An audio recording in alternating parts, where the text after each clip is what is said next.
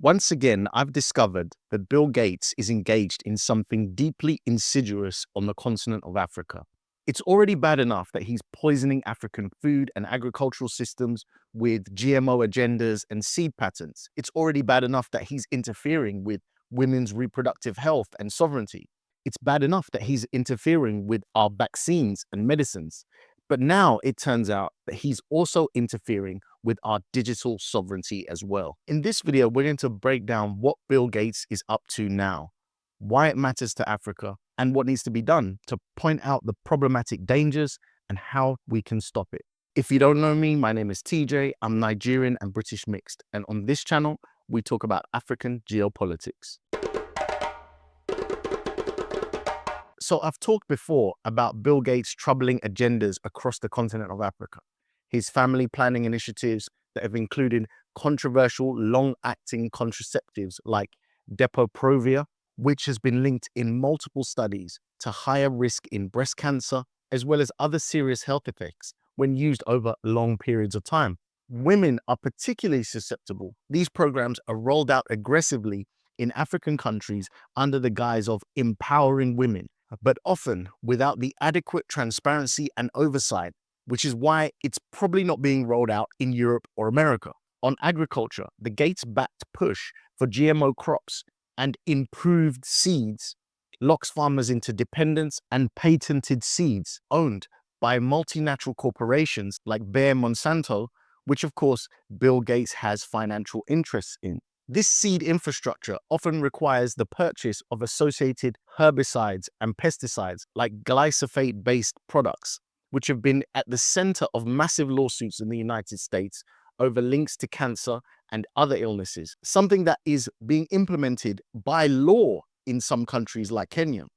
Instead of helping African farmers achieve food sovereignty, these systems create a cycle of dependency that Africans need to wholeheartedly reject. However, what I didn't realize is that Bill Gates' latest move goes even deeper, because this time Gates isn't just targeting our health or our food, he's targeting our very identity. So how did I get here?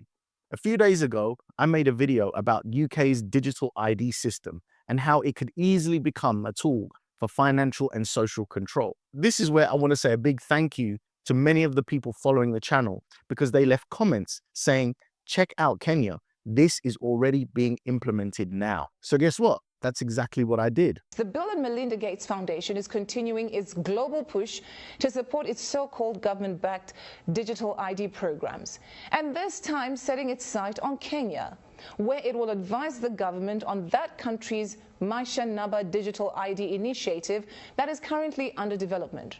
So, according to a Kenyan news agency, Gates' role is assisting the Kenyan government in its development, and the rollout of Maisha Namba was announced after a recent series of the closed-door meetings with Kenyan President William Ruto. According to Biometric update, Maisha Namba is supposedly expected to address different challenges, such as identifying and authenticating citizens, safeguarding primary registration documents such as birth certificates and national identity cards, and improving the management of the social programs and government operations. The project has been met with skepticism in some parts of the country. Rights groups have also been expressing concern over the possibility of discrimination and the erosion of privacy. But listen, I just told you in the very nice way. Now let me just put it blatantly to you. The program targets the birth of new babies. So once you have your baby, before your baby leaves the hospital, you no longer get a paper birth certificate, but then you get a digital one that is somehow implanted somewhere on somebody's body. It turns out that the Bill and Melinda Gates Foundation has been quietly funding and influencing Kenya's digital ID rollout, pushing the idea of a single biometric system that has the potential capability to control individuals' finances, healthcare, and government services. William Ruto of Kenya, who seems to be willing to be a puppet for the West, has been pushing this agenda. The digital ID, which has been a big problem to us for a very long time, is now on a testing mode for the next 2 months. I have been assured by all the stakeholders, led by the ministries concerned, that by December, we will be able to launch digital ID, where every Kenyan don't have to carry any paper, plastic or otherwise, as an ID, that they should be able to be identified digitally using their iris or their fingerprints, and we can transact without the necessity of people struggling to identify who they are. From my point of view, Kenya is now being used as a testing ground to roll this out right now. It's the same pattern we've seen again and again. Africa is the lab, the playground where Western foundations experiment on systems they later export to the rest of the world. And this time, it's about your very control. They call it digital inclusion, but the truth is it's a digital prison. The real danger is not simply technology itself, but it's being tied to every basic function of your life. When your identity, your access to work, housing, food, banking, and travel are all linked to a digital ID, those who control the system can control you. They can monitor you, overreach into your private life, and push you into behaviors that do not serve your interests. They can interrupt your life, block you from services, or cut you out entirely if you do not behave in the way they dictate. Now, for you to accept this, that means you're going to be completely surveilled and controlled. Think about it. So they have targeted the new babies, of course, even the ordinary citizens, the grown-ups, the young ones, the teenagers, and even the elderly ones will receive this digital ID. But they will then create a new generation where they'll be completely under this digital ID and they have no choice. I felt bad enough about this happening in the UK, but it turns out it's already been rolling out in Kenya as we speak. From my analysis, this is how Western imperialists will implement systems that can gain control of African populations, turning citizens into digital chattel and using that leverage to push whatever agenda they want. It links your sovereign right to function in society to a compliance system. It's not progress, it's population control on a scale we've never seen before. And we must ask, why are Westerners pushing this implementation on Africa right now? Particularly Bill Gates, who has a long and troubling track record on the continent already. Gates presents these projects as humanitarian, helping Africa leapfrog into the future. But just like his health programs or GMO initiatives, there's always a deeper layer of control. You see, this is not about rejecting digitalization. It's about rejecting control mechanisms imposed by external actors who have already shown again and again they do not have Africa's best interests at heart. All of this while they're selling us the dream that they do. This isn't new. During colonial rule, Africans needed a passbook to move around, to access work.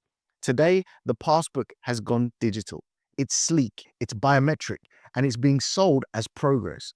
But the function is the same: to track, categorize, and control populations. And once the Kenyan model is proven, it will likely spread, not because Africans will call for it, but because Western banks, Western governments, Western powers will insist that is a necessary step in order for Africa to be part of the global community. Indeed, the World Bank and Gates-backed groups like ID for Africa are already promoting these IDs as the future of governance across the continent. The danger is, by the time Africans realize this pattern, it will already be continent-wide. And like I said, this isn't about technology. It's about control over Africa's future systems, systems of value, identity, and behavior. In the past, outsiders extracted gold, diamonds, and oil. Today, they're using digital systems to influence our choices and our freedoms of action.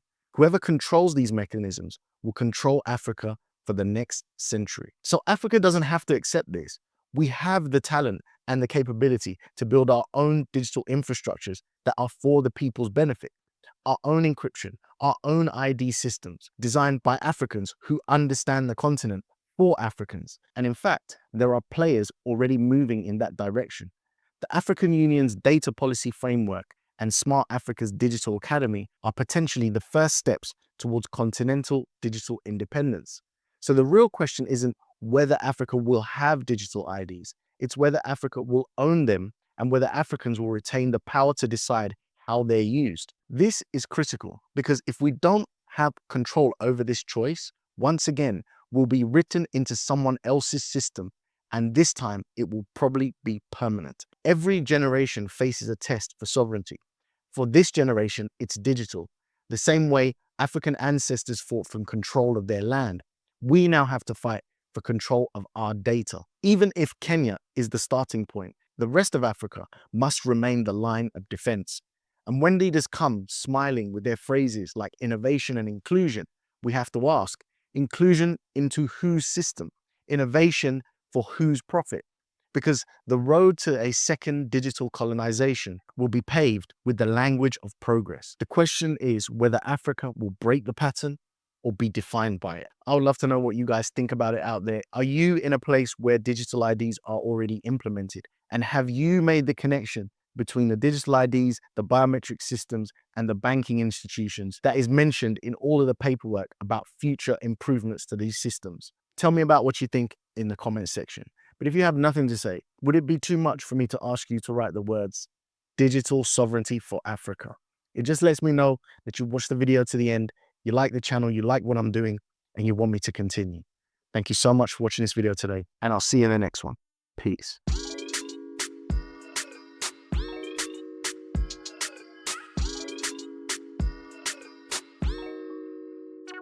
Thank you.